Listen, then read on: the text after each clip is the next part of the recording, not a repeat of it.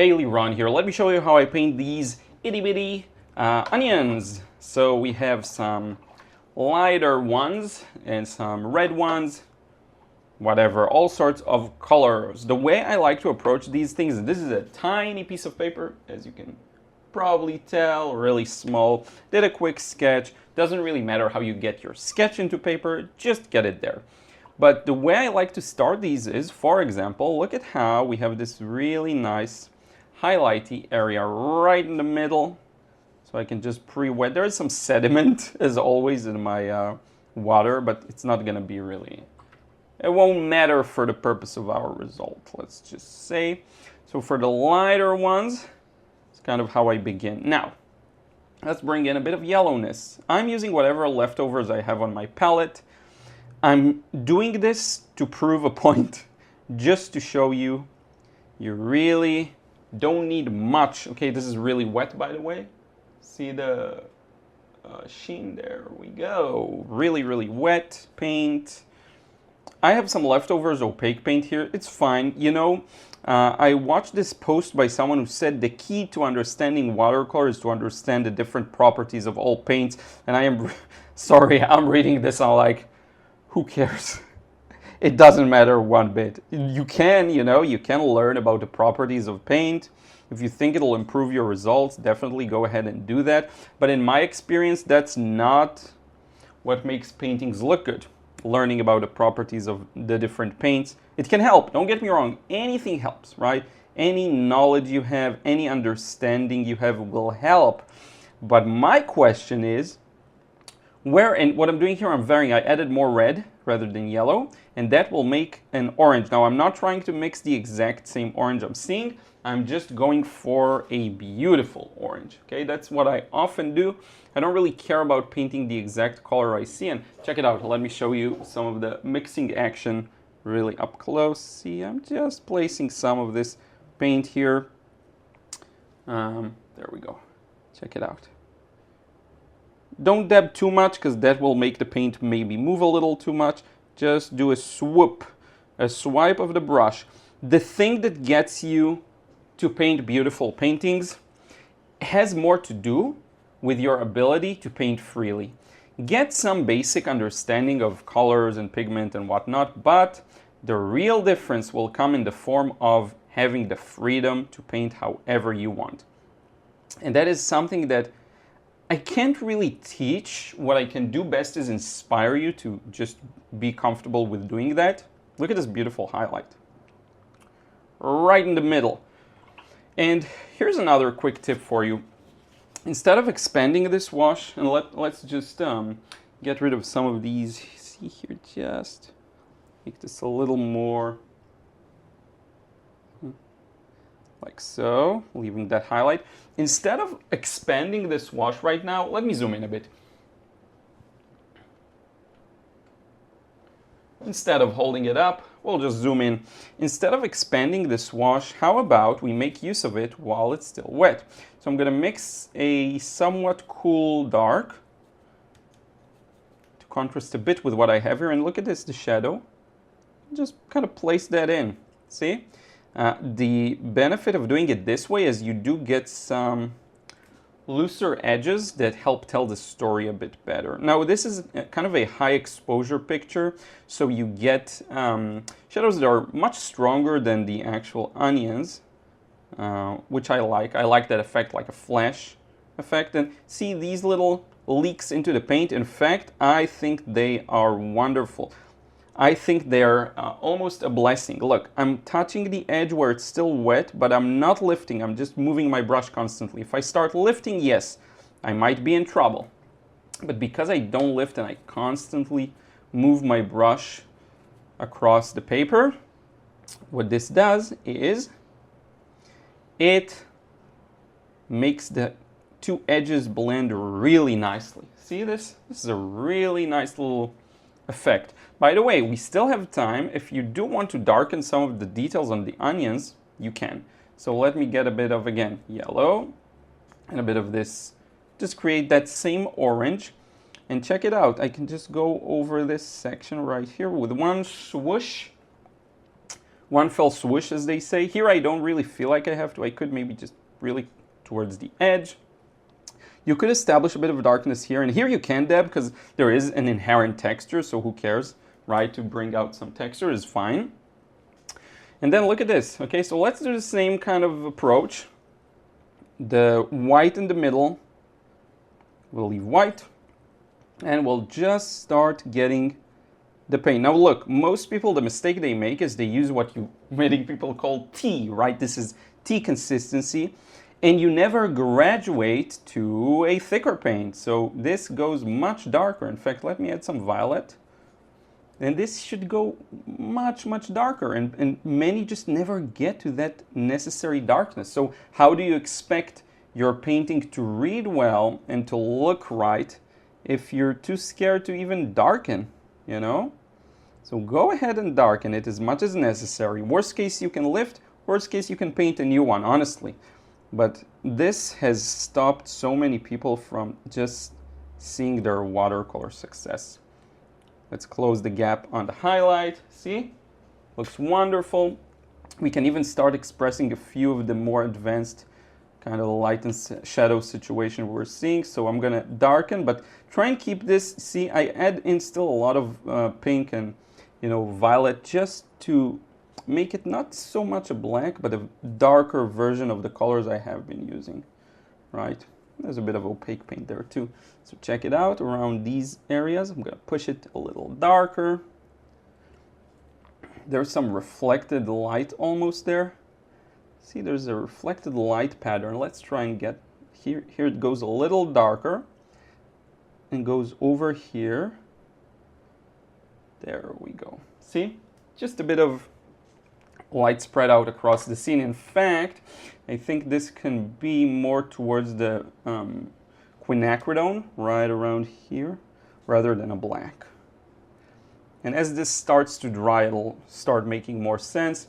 I see a bit of orange, in fact, so let me add a bit of yellow, and then just very carefully see if I can still kind of push, see these little areas here. We got a bright onion. Now, if you want to hint at the texture, right, you can actually do that by breaking into the highlight very gently. See, something like this, and you got a hint for the texture. Isn't that brilliant, right? Look at this beautiful, beautiful onion. And you know what? These edges dried because we really focused on this section. Nothing wrong with that. That's just how painting works. Edges dry, and then you can continue working on other areas and connect them together retroactively almost. So let's see. Now I will ideally make this a little less of a vibrant onion because it's a little more in the background and also probably less detailed, so we can kind of almost let this happen, whatever happens here. It will increase the saturation a bit. If you have to clean your palette, go ahead. I'm a mix of too lazy and I don't really care. But it's fine if you feel like now is a good time to clean the palette. Gonna add this shadow, which honestly could be a little more neutral, so you see I'm fixing things in real time. Coming back with the right color. Look at these beautiful combinations. Here it goes a little darker towards the edge. Let's do that now while the paint is still wet, right? And so on and so forth. We'll do the exact same thing for this onion, okay? Starting with light. And again, you can clean your water bucket. If it really matters to you, go ahead and clean it perfectly. You know me. You know old me. I don't care. Isn't there a quote by, I don't know who said that? I don't care. I think it was Mark Hamill in some interview. They asked him a question and he went, I don't care. Which is really not a good answer when you send your actor to promote a movie. I remember that from somewhere. So yeah. By the way, if you want to see great improvement in your watercolor results, I would highly suggest to get someone else's feedback on your paintings. I offer that in the Watercolor Critiques feedback, but better yet, and if you want to get more bang for the buck, check out the Watercolor Breakthrough Club. Become a member of our club. We already have a bunch of members. People are creating beautiful artworks. You know, these are a bit more serious people who do want to sell more, to make something more serious of their watercolor journey. And if there's one thing I learned is the people you expose yourself more and surround yourself with do make a difference. So one of the easiest ways to improve your watercolor results is to surround yourself with people who are already closer to what you want, because they will elevate you up without you doing anything, okay? So if that's you, if you're kind of stuck in, you know, intermediate purgatory especially, go ahead and check out the Watercolor Breakthrough Club.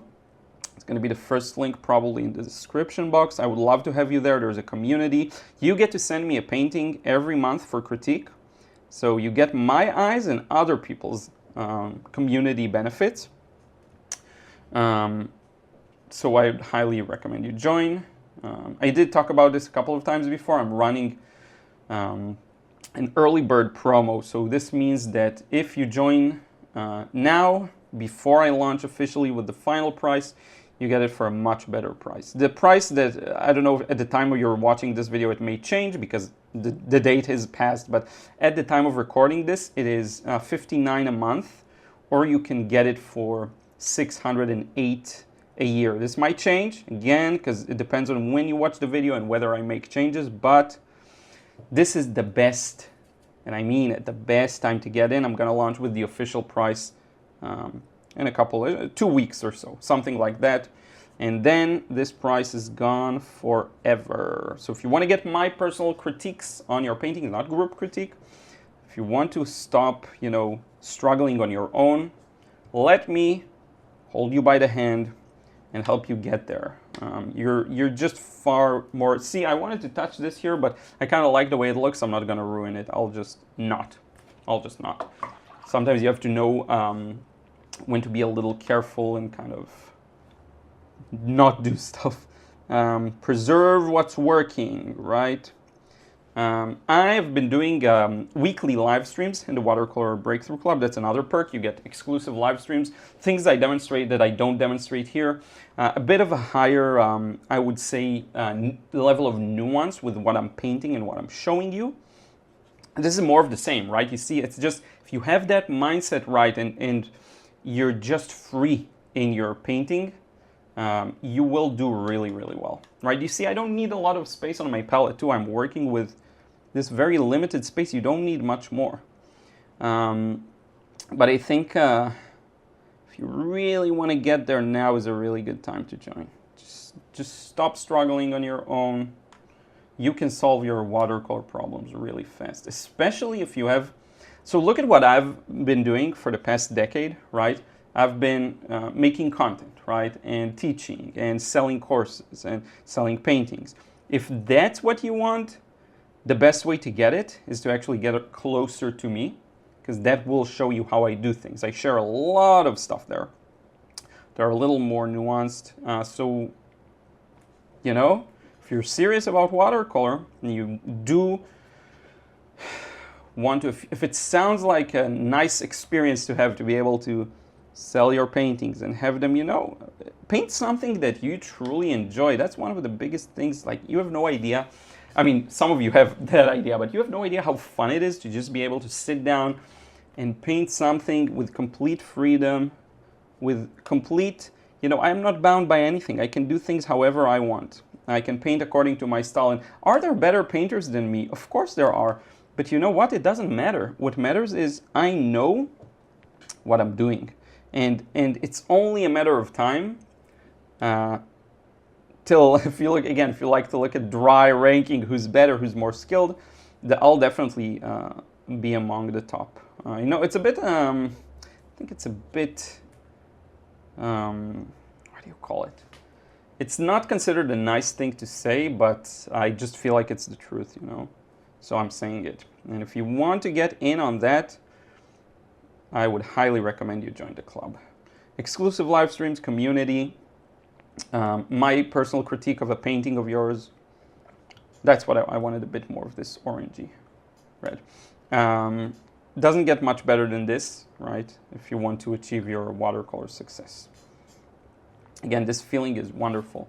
And if you just want to be honest with yourself, right, and paint something you know is your potential, right, and not lie to yourself. That's, I think, a huge benefit. You got to stop lying to yourself and really paint the artwork that you know you can. At some point, you know, even if you don't want to do this look, I'm going to add some texture to the onions. Even if you don't necessarily want to do it professionally, like how great would it feel to just love your results, you know? Again, you don't have to lie to yourself. There we go. Maybe a little too much. Let's get rid of some of it. Do the exact same thing here, but I'll be a little more gentle. Here you can see it actually in the form of highlights, which is interesting. Also possible to get, but I don't really care about that. Bit more of darkness. I'm gonna make this dark a little more brown maybe. I added a bit of yellow, a bunch of stuff, and I'll just, you know, start kind of building in the textures, just dropping these dots in here. See, and there's a logic to the light and shadow, right? The light comes from some kind of above and a little more to the top, I would say.